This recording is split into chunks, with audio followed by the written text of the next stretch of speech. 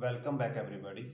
This is our second class in NEET previous year questions for chapter electricity, electric charges and fields of class 12th. Before this, in this series, we have made one videos for this chapter, and that video can be found on our YouTube channel. In playlist section, there is a dedicated playlist for NEET previous year videos and a similar dedicated playlist for JEE previous year videos. So if you are either preparing for NEET or JEE, you can find the most relevant content in our channel's playlist section. So go to playlist section and find all the videos. And again, if you find these videos useful, then press the like button, share them as much as possible, and subscribe to our channel. It helps us a lot when you share and subscribe. Also, if you want to support us financially, then you can scan these QR codes and donate us with whatever amount you want. With your donations, we will be able to keep on making these quality videos on regular basis. So with this, let's start today's video. And in previous video, I think we covered up to question number 18. This was the last question. And today we're going to start with question number 19. So let's start. 2 point charges plus q minus 2q and plus q are placed at y is equal to a, y is equal to 0 and x is equal to a respectively. The magnitude and direction of electric dipole moment vector of this charge assembly are. So first of all coordinates draw कर लेते हैं.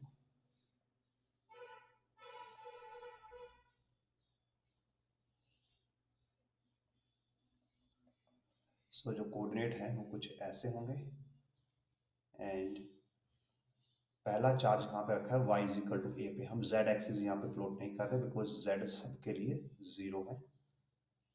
So only x और y के अंदर variation है. तो जो plus क्या हुआ है वो y इज इक्वल टू ए पे रखा है. So suppose this is plus क्या. जो माइनस 2 क्या हुआ है वो ओरिजिन पे रखा है x0 y0 z0. सो यहाँ पे -2 क्या हुआ है एंड जो प्लस क्या हुआ है अगेन वो x इज इक्वल टू ए के ऊपर रखा है. सो यहाँ पे रखा है ए प्लस क्यू. और ये पूछा गया है कि magnitude of the dipole moment बताना है कि नेट डायपोल मोमेंट किस डायरेक्शन में होगी. अब आपको ये पता है कि जो डायपोल होती है उसके अंदर इक्वल एंड अपोजिट चार्जेस होते हैं. So what we can do, जो ये -2 क्या हुआ है इसको हम सेपरेट कर सकते हैं समथिंग लाइक दिस. इसको हम कुछ ऐसे सेपरेट कर सकते हैं दैट हम इसको minus Q comma minus Q right करते हैं. इससे क्या होगा, जो ये प्लस क्यू और माइनस क्यू है हम इससे एक डायपोल क्रिएट करेंगे और इन दोनों से एक सेपरेट डायपोल क्रिएट करेंगे नाउ. और हमें ये भी पता है कि जो डायपोल मोमेंट की डायरेक्शन है वो नेगेटिव टू पॉजिटिव की तरफ जाती है. सो यहाँ पे जो डायपोल मोमेंट है वो समथिंग लाइक कुछ ऐसे जा रही होगी. एक डायपोल ऐसे पॉइंट कर रही होगी वाई एक्सिस में और एक डायपोल ऐसे एक्स एक्सिस में पॉइंट कर रही होगी. और बिकॉज दोनों डायपोल्स इक्वल हैं तो हम यहाँ पे नेट डायपोल मोमेंट ऐसे ले सकते हैं. और इसके लिए बाकी कैलकुलेशन हम ये करते हैं. जो डायपोल मोमेंट होगी that is given by distance दोनों के बीच. अगर आप इन चार्जेस के बीच का डिस्टेंस देखें तो दैट इज ए इंटू जो चार्ज है. So it will be A into Q. ये P1 हो गई. सपोज ये वाली हमारी P1 है और P2 के लिए भी सेम रिलेशन आएगा हमारे पास. जो P2 होगी वो भी A इंटू क्यू हो जाएगी. तो ये दोनों डायपोल हमारे पास होगी. बिकॉज दोनों डायपोल इक्वल हैं तो जब आप इनका रिजल्टेंट ले रहे होगे तो आप यहाँ पे वेक्टर मेथड यूज कर सकते हो. अगर आपके पास ऐसे दो वेक्टर हैं जो दोनों एक दूसरे से परपेंडिकुलर हैं तो जब उनको आप ऐड करते हो तो इस वाले वेक्टर को आप शिफ्ट कर सकते हो पहले वाले वेक्टर के ऊपर ऐसे. और जो रिजल्टेंट हो जाएगा resultant will be something like this. And because ये दोनों इक्वल हैं तो ये angle theta will be 45 degree. और 45 के सिनेरियो में अगर आपके पास दो वेक्टर हैं दोनों के बीच का एंगल 45 है तो आप जब उनको ऐड करते हो तो द एडिशन बिकम्स, सॉरी एक चीज हमने मिस्टेक कर दी. कि जो 45 एंगल है वो रिजल्टेंट और डायपोल मूवमेंट्स के बीच का है। दोनों वेक्टर्स के बीच का एंगल तो 90 डिग्री है यहाँ पे। और अगर हम वेक्टर एडिशन का लॉ लगाते हैं तो अगर दो वेक्टर आपके पास ए एंड बी, तो दोनों का रिजल्टेंट इस फॉर्मूले से दिया जाता है जहाँ पे थीटा दोनों के बीच का एंगल है। जब दोनों के बीच का एंगल 90 डिग्री हो तो कोस 90 जीरो हो जाता है। और दोनों वेक्टर हमारे पास सेम है, so it will be A square Q square plus A square Q square. So answer will be √2 times A Q. तो ये हमारे पास होगा नेट डायपोल मूवमेंट। नाउ अब हमें डायरेक्शन के रिगार्डिंग देखना है। नाउ बिकॉज जो आपकी डायरेक्शन है नाइदर वो सिंगल एक्स में है नाइदर वो सिंगल वाई में है। तो अगर आप यहाँ पे देखें ऑप्शन सी, यहाँ पे सिंगल एक्स दिया गया है, ऑप्शन डी सिंगल वाई दिया गया है, तो ये दोनों ऑप्शन यहाँ पे कैंसिल आउट हो जाते हैं। एंड कमिंग टू जो ऑप्शन बी है, ऑप्शन बी में एम्पलीट्यूड दिया गया, मैग्नीट्यूड दिया गया है ओनली क्यू ए, जो कि √2 टाइम्स होना चाहिए, तो ए भी कैंसिल हो जाता है। ओनली ऑप्शन ए बचता है जिसमें डायरेक्शन एक्स और वाई ए दी गई है। और इसको आप ऐसे समझ सकते हैं कि अगर दोनों कंपोनेंट इक्वल होंगे तो जो रिजल्टेंट का एंगल होगा वो 45 डिग्री ही बनेगा। दैट्स वाई जो डायरेक्शन है वो ए ऑप्शन वाली डायरेक्शन हमें यहाँ पे लेनी है। आगे बढ़ते हैं नेक्स्ट क्वेश्चन की तरफ। The formation of dipole due to two equal and dissimilar point charges placed at a short distance, long distance above each other and none of these. So जो डायपोल बनानी होती है वो हमेशा शॉर्ट डिस्टेंस पे ही बनती है। दैट्स वाई डायपोल आपकी शॉर्ट डिस्टेंस पे ही बनेगी जब चार्जेस को आप शॉर्ट डिस्टेंस पे प्लेस करो। Intensity of electric field on a distance r due to a dipole is related to। तो जो हमारे पास डायपोल है, डायपोल के सिनेरियो में इलेक्ट्रिक फील्ड हम कहाँ पे ले सकते हैं, एक हम इक्वेटोरियल पॉइंट पे ले सकते हैं और दूसरा हम एक्सियल पॉइंट पे ले सकते हैं। बट दोनों में जो इलेक्ट्रिक फील्ड है वो प्रोपोर्शनल होती है 1/r³ के always. So option c will be the right answer. Electric dipole placed at an angle of 30 degree with an electric field intensity, field की वैल्यू है थीटा गिवन है, टॉर्क गिवन है, magnitude of the charge on the dipole, dipole length given है 4 centimetre. So जो आपके पास torque होगी, torque is given by P cross E, where P is the dipole moment, E is the electric field, so PE sin theta. और P की value होती है हमारे पास जो लेंथ होगी डायपोल की, that is L into charge into E into sin theta.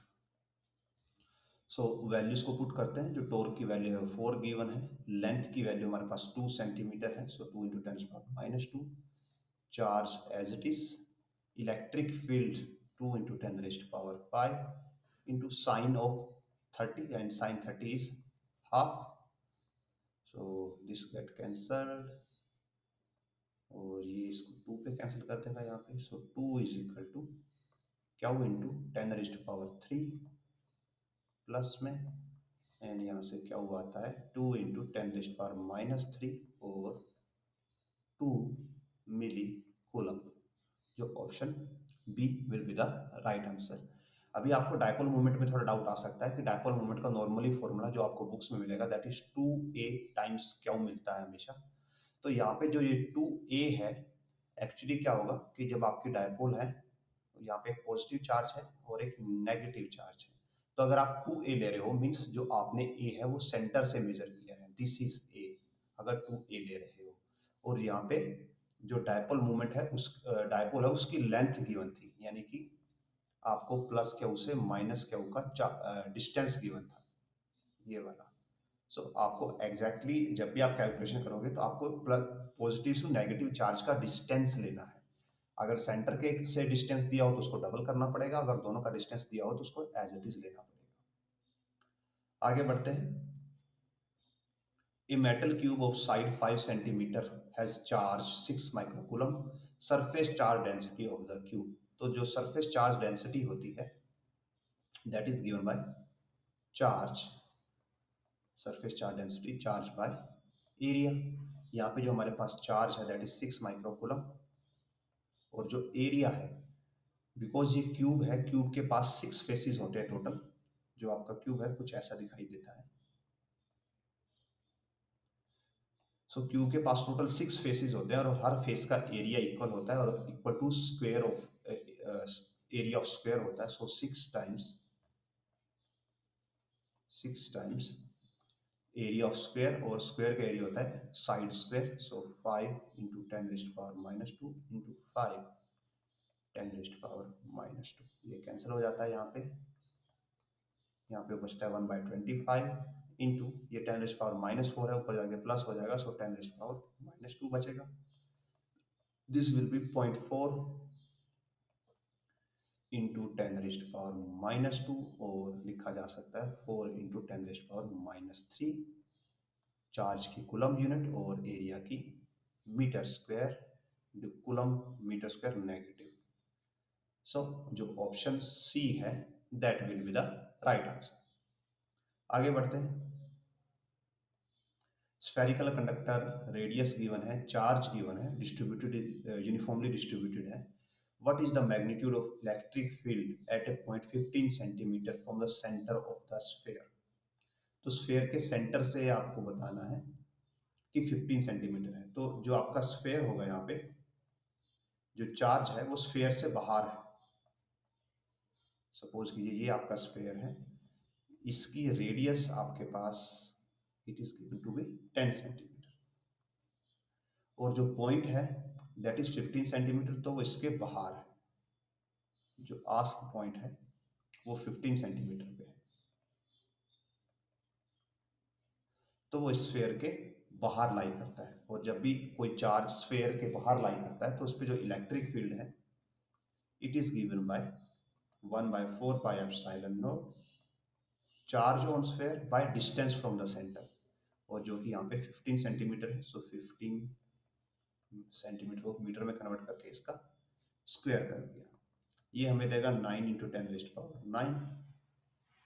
Charge given है 3.2 10⁻⁻7, और डिवाइडेड बाय 15 का स्क्वायर हो जाएगा 225 इंटू 10⁻⁻4।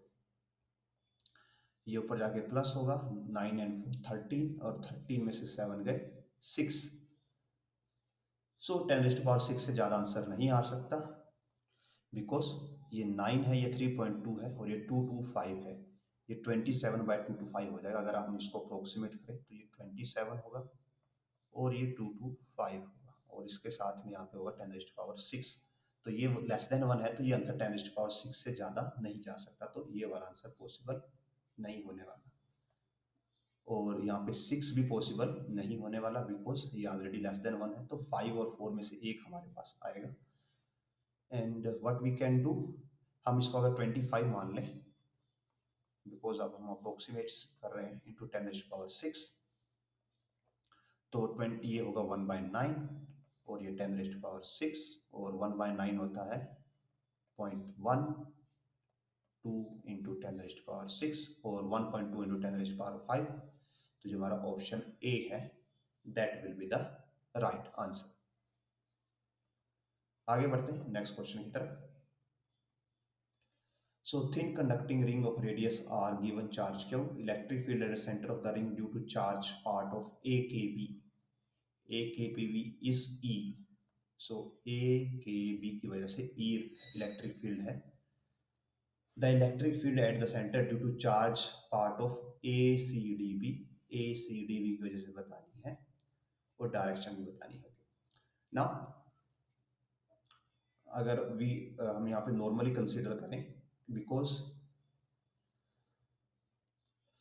जो एक रिंग होती है अगर उस पर आप हर पोर्शन पे इक्वल चार्ज है, मींस यूनिफॉर्मली डिस्ट्रीब्यूटेड चार्ज है, तो क्या होता है, जो रिंग है, रिंग के सेंटर में इलेक्ट्रिक फील्ड 0 मानी जाती है। व्हाई? बिकॉज जो आपकी फील्ड लाइंस है वो हर जगह से क्या हो रही होंगी, बाहर की तरफ निकल रही होंगी, यहाँ पे ऐसे आउटवर्ड होंगी। और ये रिंग लाइंस क्या होंगी, एक फील्ड लाइंस एक दूसरे को रिपेल करेंगी। दैट्स वाई सेंटर पे कोई भी फील्ड लाइन एग्जिस्ट नहीं कर पाएगी, और जो इलेक्ट्रिक फील्ड है वो सेंटर पे 0 हो जाएगी। नाउ एज पर मेंशन कि एक स्पेसिफिक पार्ट की वजह से इलेक्ट्रिक फील्ड में गिवन है कि जो ए के बी है, ये वाला पार्ट है, इसकी वजह से जो इलेक्ट्रिक फील्ड है सेंटर पे वो ई है, और ये किसके अलोंग होनी चाहिए, बिकॉज जो पॉजिटिव चार्ज है यहाँ पे, तो ये फील्ड आउटवर्ड होनी चाहिए, मींस ये फील्ड समथिंग लाइक ऐसे होगी, this field should be something like this, कि ये अलोंग, अगर हम इसको देखें, यहाँ पे डायरेक्शन मेंशन नहीं है, सो हम रिंग की तरफ से लेते हैं, तो अलोंग के ओ हम यहाँ पे डायरेक्शन लेते हैं कि अलोंग के से ओ की तरफ फील्ड है ना। जो रिमेनिंग पार्ट बच जाता है यहाँ पे, जो ये वाला पार्ट है बच गया, because as a whole ring के सेंटर में इलेक्ट्रिक फील्ड जीरो होनी चाहिए, तो जो रिमेनिंग पार्ट है इसकी फील्ड को इस ए के बी पार्ट की फील्ड को कैंसिल करना पड़ेगा, तो हेंस जो ये फील्ड होगी ए सी डी बी की वजह से फील्ड होनी चाहिए, वो फील्ड ऐसे होनी चाहिए, इसका एग्जैक्टली अपोजिट, और एग्जैक्टली अपोजिट इन डायरेक्शन और मैग्नीट्यूड में इक्वल होनी चाहिए। तो अगर जो ए के बी की फील्ड थी उसका एम्पलीट्यूड ई था, तो जो ए सी डी बी है उसका एम्पलीट्यूड भी ई होना चाहिए, जस्ट डायरेक्शन रिवर्स होनी चाहिए, और ए के बी की डायरेक्शन थी के ओ, तो इसकी डायरेक्शन हो जानी चाहिए ओ के। सो ऑप्शन बी, ई अलोंग ओ के will be the right answer. आगे बढ़ते हैं। Electric field at in air at NTP, NTP का मतलब होता है नॉर्मल टेम्परेचर प्रेशर, इज 3 × 10⁻⁶। सो इस क्वेश्चन में आपको maximum electric field strength given है और साथ में रेडियस गिवन है स्फेयर की, तो ये बताना है कि रेडियस के चार्ज एक्चुअली स्फेयर के ऊपर कितना चार्ज हो सकता है। नाउ जो इलेक्ट्रिक फील्ड स्ट्रेंथ है that is also known as electric field, तो इन शॉर्ट आपको इलेक्ट्रिक फील्ड गिवन है और आपको रेडियस गिवन है और उससे आपसे चार्ज निकालना है। तो अब what we can do, electric field का सिंपल फॉर्मूला होता है that is q by 4 pi epsilon naught r square. Electric field की वैल्यू है 3 × 10⁻⁶, charge we don't know, 4 pi epsilon naught की वैल्यू हमें पता है, इट इज 9 × 10⁻⁹ होती है, और divide by radius square, so 3 का स्क्वायर यहाँ पे 9 हो जाएगा, एंड फ्रॉम दिस जो क्यू है इट इज 3 × 10⁻³ कूलम, और ये हो जाएगा option b will be the right answer. आगे बढ़ते हैं। Two spherical conductors A and B of radius 1 mm, 2 mm separated by a distance 5 cm are at uniformly charged.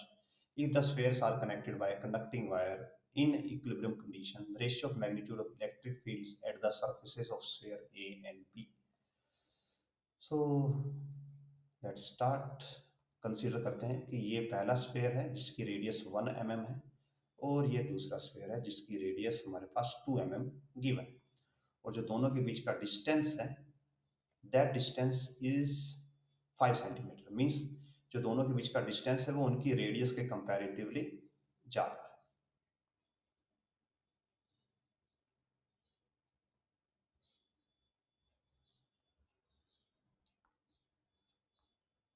So this is 5 centimetre, और ये वाली हमारे पास है 2 mm, और ये है हमारे पास 1 mm रेडियस का। अब हम इनको एक वायर से कनेक्ट कर देते हैं। ये हमने इनको एक वायर से कनेक्ट कर दिया, और वायर से कनेक्ट करने के बाद इनमें इक्विलिब्रियम रीच हो जाएगा। इक्विलिब्रियम का मतलब क्या है, अगर हम इसको बोलते हैं स्फेयर ए और इसको बोलते हैं स्फेयर बी, तो दोनों का पोटेंशियल क्या हो जाएगा, इक्वल हो जाएगा, v a is equal to v b. And coming to charge, they are uniformly charge, so charges भी इनके हम अज्यूम कर लेते हैं कि इसके लिए जो चार्ज होगा that will B Q A, और इसके लिए जो चार्ज होगा क्यू बी। और ये चार्ज कब है, ये वायर कनेक्ट करने से पहले है, before connection. So before connection क्या है, बिफोर कनेक्टिंग चार्जेस है Q a comma q b. अब जैसे आपने इन दोनों को कनेक्ट कर दिया तो आफ्टर कनेक्टिंग चार्जेस क्या हो जाएंगे, आफ्टर कनेक्टिंग जब इक्विलिब्रियम रीच हो जाएगा तो उसको हम बोल देते हैं स्मॉल क्याउ ए और स्मॉल क्याउ बी।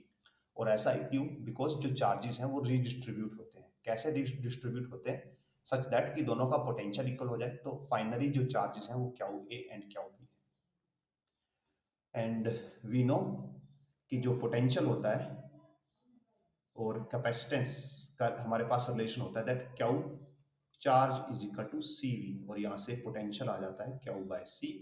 और in short after connecting Q A by C A is equal to Q B by C B, where C A and C B are the capacitance of this spherical conductor, और जो capacitance है for spherical conductor is given by 4 pi epsilon naught into R, where R is radius. So ये values put करते हैं, 4 pi epsilon naught R A is equal to Q B 4 pi epsilon naught R P. 4 pi epsilon naught cancel यहाँ पे, और हमारे पास Q A by R A is equal to Q B by R B आ जाता है। और यहाँ से we can write Q A by Q B is equal to R A by R B. R A है 1 mm, R B है 2 mm, सो ratio आ जाएगा q a plus q B is equal to half, and from this q a is equal to Q B by 2। तो ये दोनों after charges में, after connection charges का हमारा एक रिलेशन बन जाता है ना। हमें ये पता है कि जो चार्जेस हैं वो कंजर्व रहते हैं, मींस जो इनिशियल टोटल चार्ज था और जो फाइनल टोटल चार्ज था वो कंजर्व रहना चाहिए। और in short capital q a plus capital q B is equal to small q a plus small q b. ये है हमारे पास चार्ज कंजर्वेशन। नाउ अब हमें इनके सरफेसेस पे इलेक्ट्रिक फील्ड का रेशियो बताना है। तो इस रेशियो कैलकुलेट करने के लिए हम एक अप्रोक्सीमेशन करेंगे कि सपोज कीजिए अगर हम यहाँ पे एक पॉइंट लेते हैं, जो बिगर स्फेयर है इसके सरफेस पे एक पॉइंट लेते हैं, तो इस पॉइंट पे जो इलेक्ट्रिक फील्ड होगी बिगर स्फेयर की वजह से होगी, प्लस जो स्मॉलर स्फेयर है इसकी वजह से भी होगी। बट इनके बीच का जो डिस्टेंस है वो इनकी रेडियस के कंपैरेटिवली इतना ज्यादा है, तो हम ये मान के चलेंगे कि एक स्फेयर की वजह से दूसरे स्फेयर के सरफेस पे फील्ड है जो जीरो है। इस पॉइंट पे इसका कंट्रीब्यूशन जीरो है, और इस स्फेयर के सरफेस की वजह पे इस स्फेयर का कंट्रीब्यूशन जीरो है। मींस ईच स्फेयर के सरफेस पे जो फील्ड है वो उसके ही चार्ज की वजह से है, दूसरे की चार्ज की वजह से नहीं है। ये हम अजम्पशन लेके चलेंगे। सो उसके बेसिस पे कैलकुलेट करते हैं कि electric field on the surface of first sphere और ए, दैट विल बी के, जो उसके ऊपर चार्ज है that is Q A after connecting, divide by जो उसकी रेडियस है 1 mm, 1 इंटू 10⁻³ का स्क्वायर। और ई बी क्या हो जाएगा, के जो बी के ऊपर चार्ज है क्यू बी इंटू उसकी जो रेडियस है 2 mm, 2 इंटू 10⁻³ का स्क्वायर। अब दोनों को डिवाइड कर दें अगर, ई ए बाय ई बी, के से के कैंसिल हो जाएगा, q A by Q b आएगा, और यहाँ पे आएगा 1 इंटू 10⁻⁻⁶, और यहाँ से आएगा 4 इंटू 10⁻⁻⁶। ये कैंसिल हो जाता है, Q A by Q B half है, so half into 4, so ratio comes out to be 2:1। Compare कर लेते हैं, here it is, जो ऑप्शन सी है that will be the right answer. आगे बढ़ते हैं नेक्स्ट क्वेश्चन की तरफ। So E dot ds is equal to 0 over a surface, then all charges must necessarily be inside the surface. Electric field inside the surface is necessarily uniform. Number of electric field lines entering the surface must be equal to number of field lines leaving. Magnitude of electric field on the surface is constant. So ये जो आपकी definition लिखी हुई है ये गोस law से आती है, और गोस लॉ का बेसिक प्रिंसिपल होता है that E dot D S, और ये किसके इक्वल होता है, ये फ्लक्स के इक्वल होता है, is equal to charge by epsilon naught. तो अगर ये वाली वैल्यू जीरो है, इट मींस कि जो टोटल चार्ज है सरफेस के अंदर वो जीरो है। अगर किसी सरफेस के अंदर कोई चार्ज नहीं है या नेट चार्ज जीरो है, दैट मीन्स कि जितनी इलेक्ट्रिक फील्ड लाइंस उसको एंटर कर रही होंगी उतनी ही इलेक्ट्रिक फील्ड लाइंस उससे एग्जिस्ट भी, बाहर भी जा रही होंगी। जितनी इनकमिंग है उतनी ही आउटगोइंग है, तभी नेट फ्लक्स जीरो माना जाएगा। और फॉर योर रेफरेंस, जो आउटगोइंग फ्लक्स होता है उसको पॉजिटिव माना जाता है और इनकमिंग फ्लक्स को नेगेटिव माना जाता है। सो इसमें जो ऑप्शन सी होगा कि नंबर ऑफ फील्ड लाइंस हैं जो अंदर आ रही हैं और जो बाहर जा रही हैं वो यहाँ पे इक्वल रहेंगी। सो आगे बढ़ते हैं नेक्स्ट क्वेश्चन की तरफ। Sphere enclose electric dipole whose charge is, what is the total flux across the sphere? So sphere के अंदर ये चार्ज है हमारा, एंड जो फ्लक्स होगा, फ्लक्स को इजीली कैलकुलेट कर सकते हैं हम। अगेन गोज लॉ से फ्लक्स होता है integral E dot D S is equal to q enclosed by epsilon naught, where Q is encloses total charge inside the closed surface। अब बिकॉज ये एक डायपोल है, ये इलेक्ट्रिक डायपोल है, तो डायपोल के अंदर पॉजिटिव चार्ज भी होता है, नेगेटिव चार्ज भी होता है, दोनों का मैग्नीट्यूड सेम होता है। तो एज ए नेट अगर आप वहां पे देखोगे तो डायपोल के पास as a net total charge zero होता है, बिकॉज एक साइड पॉजिटिव होता है, ये पॉजिटिव चार्ज होता है, ये नेगेटिव चार्ज होता है। तो अगर आप दोनों को ऐड करोगे तो आपको रिजल्ट जीरो मिलेगा। तो यहाँ पे क्यू एनक्लोज जीरो है, जीरो बाय एप्सिलॉन नॉट, तो जो फ्लक्स है वो आता है zero. Option b will be the right answer. आगे बढ़ते हैं। Charge Q is enclosed by Gaussian surface of radius r, if radius is double then the outward flux will be। तो अगर आप रेडियस को डबल कर देते हो तो फ्लक्स पे क्या असर पड़ेगा? Now flux is given bye Q bye epsilon not. Radius के चेंज होने से चार्ज पे कोई फर्क नहीं पड़ा, एप्सिलॉन नॉट पे कोई फर्क नहीं पड़ा, हेंस जो फ्लक्स है वो रिमेन्स द सेम, वो एज इट इज रहेगा। आगे बढ़ते हैं। Hollow cylinder has a charge Q coulomb with it if the flux, electric flux in the units of V volt metre associated with the curved surface B, the flux linked with the plane surface A in the units of volt will be. तो ये बताना है कि जो A surface है उसके अंदर कितना फ्लक्स यहाँ पे लिंक्ड होगा। नाउ एज पर अगेन जो गॉसियन हमारे पास थ्योरम होती है गॉसियन सरफेस की फ्लक्स की, that phi is equal to integral E dot D S is equal to Q enclose, यानी कि चार्ज सरफेस के अंदर कितना है, बाय एप्सिलॉन नॉट। अब अगर हम यहाँ पे फ्लक्स की टर्म्स में देखें तो यहाँ पे हमारे पास जो फ्लक्स होगा वो तीन साइड से बाहर निकल सकता है। ए वाले एरिया से बाहर निकल सकता है, सी वाले एरिया से बाहर निकल सकता है, और जो बी वाला एरिया है इससे बाहर निकल सकता है। So flux, total flux will be phi A plus phi C plus phi B is equal to charge Q है and by epsilon not.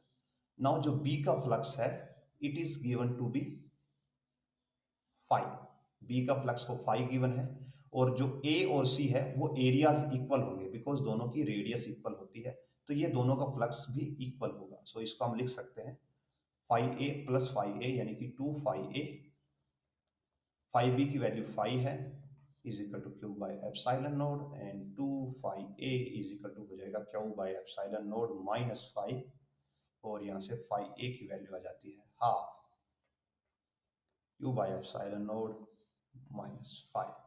So option D will be the right answer. आगे बढ़ते हैं। Charge located at the centre of a cube, the electric flux through any surface. तो आपके पास एक cube है, let me draw it, और इसके centre में चार्ज है। सो इसके सेंटर में जो चार्ज होगा उससे जो फ्लक्स है वो सिक्स सरफेसेस से पास हो रहा होगा, चार साइड से, और जो टॉप दो हमारे पास फ्रंट और बैक के जो सरफेसेस होते हैं उससे पास हो रहा होगा। सो एज ए होल जो फ्लक्स है यहाँ पे सिक्स एरियाज का फ्लक्स होगा, और सभी को सबका एरिया बराबर होता है तो फ्लक्स भी इक्वल होगा। अगर हम ये मान लें कि हमारे पास जो एक सरफेस है उससे पास होने वाला फ्लक्स फाई है, so six phi, because six surfaces हैं इक्वल एरिया के, सबसे इक्वल पास होगा will be charge by epsilon naught. So phi की वैल्यू आ जाती है Q by six epsilon naught. अब हमारे पास यहाँ पे इसको हमें ऐसे कन्वर्ट करना होगा, तो क्या करते हैं, 4 पाई से मल्टीप्लाई करते हैं, 4 पाई से डिवाइड करते हैं, तो ये हो जाता है 4 pi Q by 6 times of 4 pi epsilon naught, जो कि ऑप्शन बी के साथ मैच करता है। आगे बढ़ते हैं। So charge Q is place at the corner of cube, उसको कॉर्नर पे रखा गया of side A, the electric flux through the cube is, तो अब ये बताना है कि उस क्यूब के थ्रू कितना फ्लक्स पास हो रहा होगा। नाउ सपोज कीजिए हमारे पास ये क्यूब है,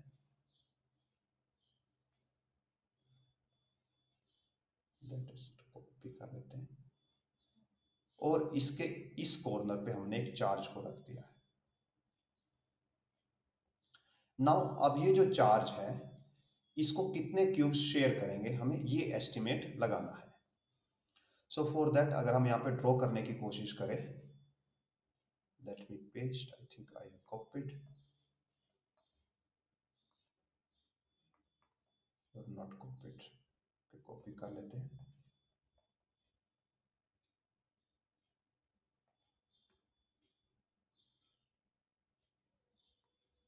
कॉपीड, नाउ कॉपी हो गया, पेस्ट करते हैं। सो देखिए ये ऐसे सेकंड हो जाएगा, जो हमारा चार्ज है वो ऐसे सेकंड स्फीयर के साथ शेयर हो रहा होगा, और ऐसे ही हमारे पास टोटल 2 स्फीयर और होंगे जो नीचे इसको शेयर करेंगे। सो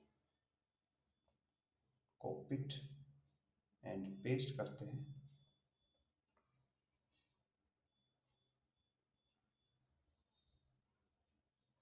यहाँ पे ड्रॉ कर पाना इज नॉट इजी,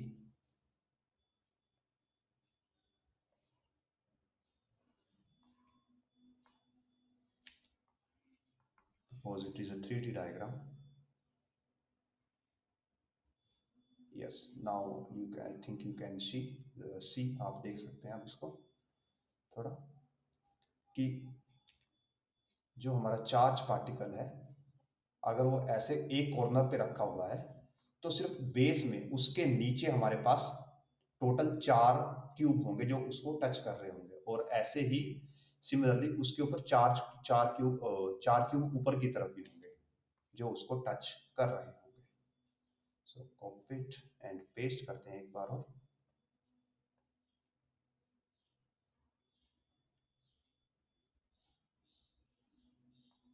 तो यहाँ पे आप थोड़ा अभी कॉम्प्लेक्स हो गया, तो आप देख सकते हैं कि ये जो चार्ज है अगर इसको हम यहाँ पे कॉर्नर पे मार रहे हैं तो इसके ऊपर भी 4 क्यूब हैं और उसके नीचे भी 4 क्यूब हैं, मीन्स ये जो चार्ज है ये 8 क्यूब के साथ शेयर किया जाएगा। नाउ अगर हम ये मान लें कि हर क्यूब से जो फ्लक्स पास हो रहा है वो फाई है, और बिकॉज हर क्यूब आइडेंटिकल है तो सबसे इक्वली पास होगा, तो यहाँ पे 8 क्यूब से पास हो रहा है तो 8 phi should be equal to charge, जो टोटल चार्ज है, by epsilon naught, and 5 becomes to be Q by 8 epsilon naught, जो कि यहाँ पे ऑप्शन डी होगा। आगे बढ़ते हैं नेक्स्ट क्वेश्चन की तरफ। Point charge plus Q is placed at a midpoint of a cube of side L. Electric flux emerging from the cube. तो आपको ये बताना है कि क्यूब से कितना फ्लक्स बाहर निकलेगा। अब क्यूब से जब बात हो रही है तो आपको टोटल फ्लक्स बताना है। अगेन टोटल फ्लक्स होगा हमेशा total charge by epsilon not, और स्फीयर के जो आपके पास क्यूब है उसका टोटल चार्ज प्लस क्यू है, so plus Q by epsilon not will be the answer. So option A will be the right answer. आगे बढ़ते हैं। Two parallel infinite line charges with linear charge density plus lambda minus lambda are placed at a distance 2r in free space. What is the electric field midway between the two line charges? तो line charges बना लेते हैं। Suppose ये पहला line charge है और ये दूसरा लाइन चार्ज है। इसकी जो डेंसिटी है, charge density, that is plus lambda, और इसके लिए माइनस लैम्डा, और हमें इस पॉइंट पे निकालनी है इलेक्ट्रिक फील्ड, जो कि कितने डिस्टेंस पे है, आर डिस्टेंस पे।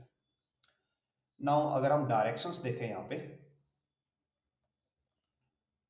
डायरेक्शन वाइज बिकॉज पहले वाले की चार्ज डेंसिटी लैम्डा है, तो इसकी जो इलेक्ट्रिक फील्ड होगी वो आउटवर्ड होगी, और दूसरे वाले की नेगेटिव है तो इसकी फील्ड यहाँ पे इनवर्ड होगी। तो अगर आप इस पॉइंट पे देखते हो तो जो टोटल फील्ड है वो दोनों का एडिशन हो जाएगी और टोटल फील्ड एक्स डायरेक्शन में होगी। सो जो इलेक्ट्रिक फील्ड हो जाएगी टोटल पॉजिटिव की तरफ से होगी, lambda by 2 pi epsilon naught R, और r is the distance because mid point है तो डिस्टेंस r है, और इसकी वजह से पॉजिटिव i में होगी और इसकी वजह से पॉजिटिव i में होगी बिकॉज इसके लिए फील्ड नेगेटिव की वजह से इनवर्ड होगी towards the line charge. So again lambda by 2 pi epsilon naught r i। So as a whole ये हो जाएगा 2 lambda by 2 pi epsilon naught r और lambda by pi epsilon naught r with i। Hence जो option B होगा that will be the right answer. आगे बढ़ते हैं next question की तरफ, and here it is hollow metal sphere of radius r is uniformly charged, electric field due to sphere at a distance small r from the center। because ये hollow sphere है, so we know कि जो hollow sphere होता है इसके inside field zero होती है और आउटसाइड फील्ड होती है k Q by R square. और जो इसका चार्ट भी अगर हम बनाएं, so chart comes out to be like this is point r is equal to r, तो यहाँ पे जीरो होती है और उसके बाद इनवर्सली स्क्वायर टू वो आर स्क्वायर होती है। So zero as r increases for r less than r and decreases, option a will be the right answer। सो इसके साथ ही हमारे ये क्वेश्चन जो थे इस चैप्टर के लिए फिनिश होते हैं प्रीवियस ईयर्स। अगेन आपको अगर कुछ डाउट्स हैं या सजेशन है आप कमेंट सेक्शन में छोड़ सकते हैं, एंड अगर वीडियो पसंद आए तो लाइक कीजिए, शेयर कीजिए, चैनल को सब्सक्राइब कीजिए। Also, if possible, do make some donations by scanning this QR code. It helps us a lot to keep this series ongoing. So with this, again, thanks for watching, and we will meet in next video.